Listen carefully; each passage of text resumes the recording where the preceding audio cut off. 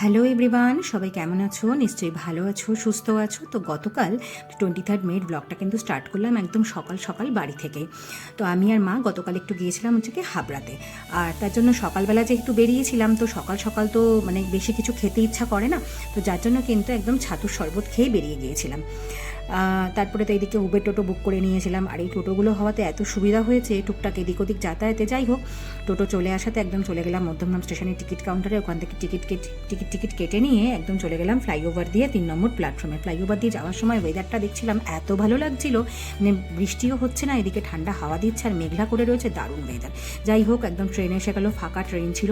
আর ট্রেনে যেতে যেতেই বারবারই আমার মনে পড়ছিল ইউনিভার্সিটিতে যাওয়ার হচ্ছে কি দিনগুলো। মানে বিশেষ করে আমাদের এই লোকাল ট্রেনগুলোতে এত মানে খাবার ওঠে, নানান রকমের ফল থেকে বাদাম থেকে এটা ওটা কত ধরনের খাবার ওঠে। আর আমরা যখন ইউনিভার্সিটিতে যেতাম অনেক সময় হয়তো খেয়ে যেতাম না, বা মাঝে আস্তে আস্তে হয়তো খিদে পেয়ে যেত, তখন ট্রেন থেকে নানান রকমের হচ্ছে গিয়ে খাবার উঠলে ওখান থেকে খেয়ে নিতাম। যাই হোক, সেই দিনগুলো মনে পড়ে যাচ্ছিলো। এরপরে তো বাড়িতে এসে স্নান খাওয়া দাওয়া করে আবার মোটামুটি বিকেলবেলা 5টা সাড়ে 5টার সময় কিন্তু আমি আর সোনু বেরিয়ে গেলাম যাদবপুরের উদ্দেশ্যে। হ্যাঁ, প্রিয়াঙ্কার বাড়িতে যাচ্ছিলাম। তো মানে একদম এয়ারপোর্টের পাশ দিয়ে তো যাচ্ছিলাম, ক্যাব নিয়ে একটা ফ্লাইট টেক অফ করছিল, বেশ সুন্দর করে একটু ভিডিও করে নেব, বেশ ভালো লাগছিল ওয়েদারটা। আবার এদিকে কিন্তু প্রচণ্ড বৃষ্টিও হচ্ছিল কালকে এয়ারপোর্টের কাছাকাছি।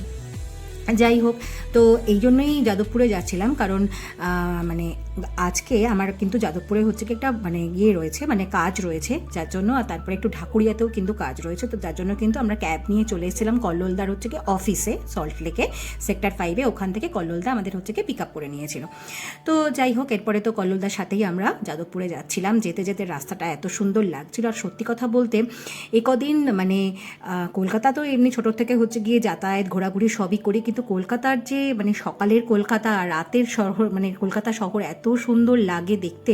সত্যি আমরা যারা কলকাতাবাসী, এখন যারা বাইরে থাকি কলকাতা থেকে অনেক দূরে, এই জিনিসগুলো এত বেশি পরিমাণে হচ্ছে গিয়ে মিস করি।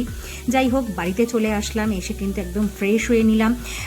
আর ওদের না 3rd ফ্লোরে হচ্ছে গিয়ে ওদের ফ্ল্যাটটা, আর ওদের এই জায়গাটা এত সুন্দর, এই ঘরটা এত ঠান্ডা থাকে।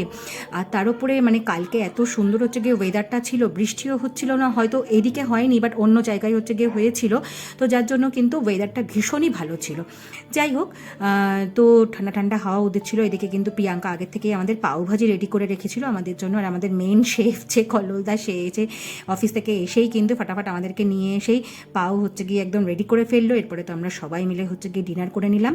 তো চলো, আজকের মতন ব্লগটা এখানেই শেষ করলাম। সবাই ভালো থেকো, সুস্থ থেকো, সাবধানে থেকো। ব্লগটা ভালো লেগে থাকলে অবশ্যই কিন্তু like, comment, share and do subscribe.